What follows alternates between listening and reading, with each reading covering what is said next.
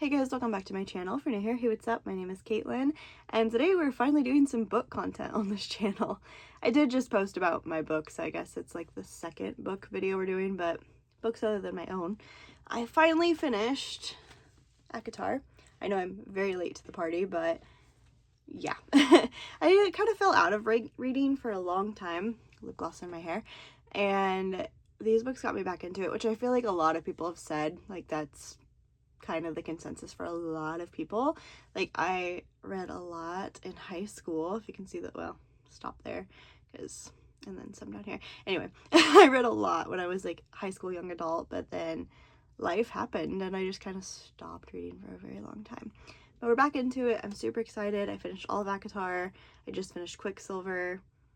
We'll talk about that book later. And I'm about to start the Assassin's Blade series, so stay tuned for that. But I thought we would talk about these. So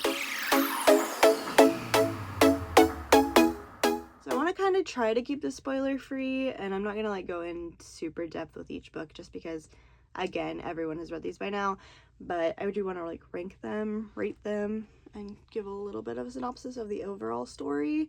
So yeah. So starting with A Court of Thorns and Roses, this book, at first I was like it was really hard for me to get into. The first like probably like 5 chapters, maybe 4, I don't know, somewhere around there. It took me a while, like I'm talking like over a week just to get those first 4 chapters done. I was like, why is everyone into this? I'm not a fan, like this sucks. And then it gets so good and I was just like, okay, that's why. For that reason, I'm not gonna give it a full 5 stars. We're gonna go 4.5 on this one, just because like once you get past that beginning, it gets really good, but you gotta get past it. It's so difficult. And I really like this one, so we'll just read the backs of the book so then you can get like an idea without me giving anything away. When 19-year-old huntress Feyre kills a wolf in the woods, a terrifying creature arrives to demand retribution.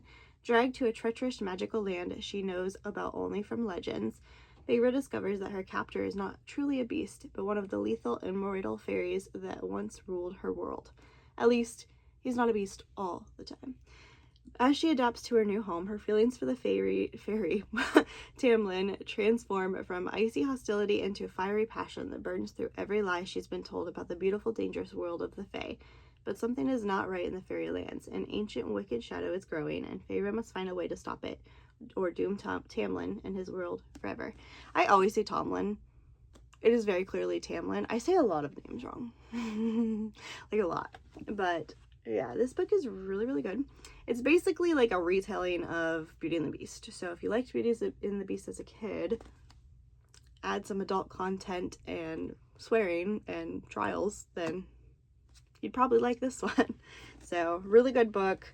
Definitely in my tops. Definitely recommend it. Definitely understand the hype. Next we have, oh, these are not in the right order. What was I doing? This one, which is definitely my favorite. There's a second place is very close, but I love this one. This is A Court of Mist and Fury. This one I'm gonna give 5 stars too, for sure. So this one says, Feyre has undergone more trials than one human woman can carry in her heart, though she now has been granted the powers and lifespan. Oh, that kind of is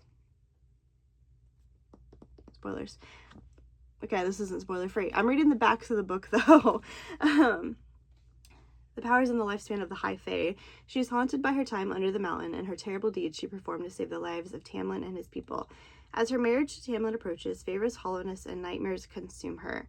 She finds herself split into 2 different people, one who upholds her bargain with Rhysand, High Lord of the feared Night Court, and one who lives in her life of the Spring Court with Tamlin. While Feyre navigates a dark web of politics, passion, and dazzling power, a greater evil looms. She might just be the key to stopping it, but only if she can harness her harrowing gifts, heal her fractured soul, and decide how she wishes to shape her future and the future of a world in turmoil. Such a good book. I will say the twist, not really that big of a twist. Like, I kind of saw it coming. Maybe not all of it, the part involving the male, definitely saw coming. The part involving the female, did not see coming. I'm gonna sneeze. Sorry. Definitely had to sneeze. But yes, so take that for what you will, but honestly, like, not to sound conceited, this might sound a little conceited, like, twists don't usually astound me that much. Like, I usually kind of see them coming. But the girl version did not see coming, so win. But this one is by far my favorite. Really love this one. Such a good book. Then we have, come on, why do I have these in such the wrong order? A Court of Wings and Ruin. This is the third book in the series. Very, very good. 5 stars. So good. This whole series, honestly, if I ranked the whole series, it's 5 stars. It really is. But this one says, Feyre has returned to the Spring Court, determined to gather information on Tamlin's actions and learn what she can do about the invading king threatening to bring her land to its knees. But to do so, she must play a deadly game of deceit. One slip could bring doom not only on Feyre, but for everything and everyone she holds dear. As war begins, I swear I can read. As war bears down upon them all, Feyre endeavors to take her place as one of the high fae of the land, balancing her struggle to master her powers, both magical and political, and her love for her court and family. Amidst these struggles, Feyre and Rhysand must decide whom to trust among the cunning and lethal High Lords, and hunt for allies in unexpected places. In this thrilling third book of the Court of Thorns and Roses series, the fate of Feyre's world is at stake as armies grapple for power over the one thing that could destroy it. So good. 5 stars. This one, the ending made me cry. But, well, you know, if you know, you know. The ending did make me cry a little bit. I did kind of know what was gonna... Again, the male part I knew, the female part I didn't. So, yes. But, so good. Such an amazing book. Really love this one. These two, the Mist and Fury and Wings and Ruin, I had no trouble like picking these up and just immediately going through them. This one took me like 2 days. No, that's a lie. It was like 3 or 4. But I don't get a lot of time to read. So, love that one. And that's kind of not really the end of Feyre's story, but like the main part of it. I don't know the one that's coming soon, the whatever ACOTAR 6 is going to be. I don't know if that one's going to be Feyre or Rhysand. I've heard speculations. I'm really hoping it's Asriel because he's my favorite, but I don't know. So tell me what you think. Let me know what you think is coming for that one. Then we have this little guy, this little novella. This is A Court of Frost and Starlight. This book is fine. I'm going to rank it 4 stars. It's fine. It's not mind-blowing. It's still Sarah J. Maas reading, so it's writing. What? I can't talk. This is why I read, because I can't speak. It's still her writing, it's still her universe, so it's still really great writing, a really good story, but it's just kind of like, not necessarily needed. Like, it definitely sets up the next book, so that's why, but it's really just kind of like a Christmas special. It says, Feyre, Rhysand, and all of their friends are still busy rebuilding the Night Court and the vastly altered world beyond, recovering from the war that changed everything. But winter solstice is finally approaching, and with it, the joy of a hard-earned reprieve. Yet even the festive atmosphere can't keep the shadows of the past from looming. As Feyre navigates her first winter solstice as High Lady, her concern for those dearest to her deepens. They have more wounds than the anticipated, scars that will have a far-reaching impact of the future of their court. Bridging the events of A Court of Wings and Ruin and the later books in the series, A Court of Frost and Starlight explores the long-lasting effects of a devastating war and the fierce love between friends. So yeah, it basically sets up the next book. And sounds like more to come. So, the last one so far is A Court of Mist and Flames, and this one is thick. This is a big book. This one follows Nesta, and a lot of people hate Nesta at first, which you're kind of supposed to, but I really liked it, honestly. Like, this is my second favorite book. This one gets 5 stars. I just kind of told you my order without telling you my order, but we'll go through that. Also, if, like, damaged books bother you, I'm sorry. My books are red. Like, I don't have books that are just for my shelf. Like, my books get read, they get tossed around, they get dirty. I have children. It happens. So they might not be the most aesthetically pleasing books you've ever seen, and I'm sorry for that. I love this book, though. So good. Okay.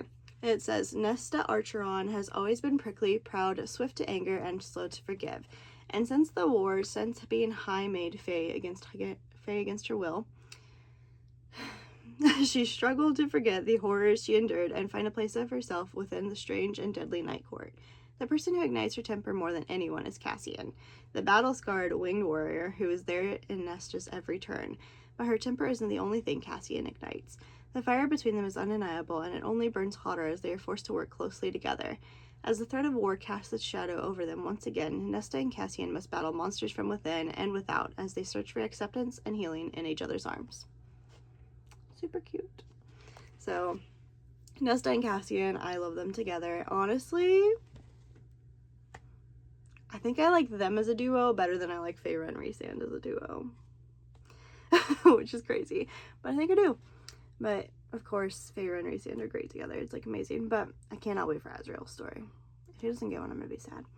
Anyway, love this book. Let's do a quick little ranking of them.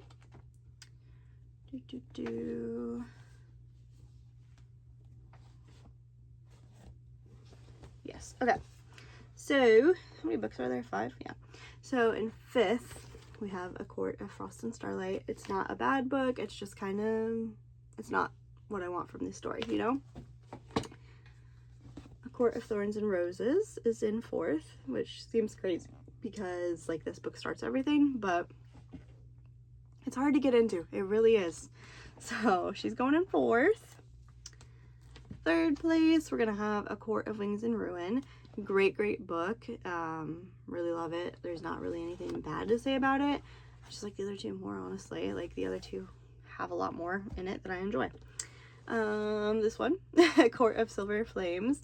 Love Nesta and Cassian together. I love their story. I think it's great. Really good book. Very close 1st and 2nd place. But honestly, this one wins. A Court of Mist and Fury. This book was great. So good.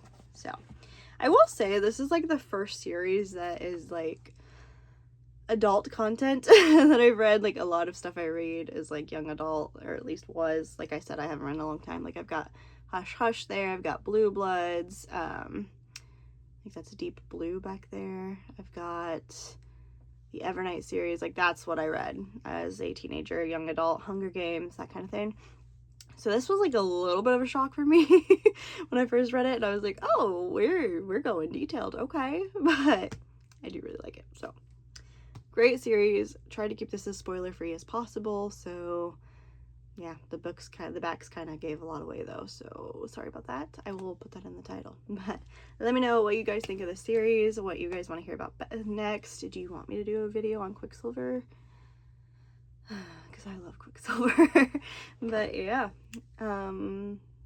that's everything. Okay, let me know what you guys think down below. Don't forget to like this video before you go, and subscribe so you don't miss out on any more of my future videos. I'll see you guys next one. Bye guys.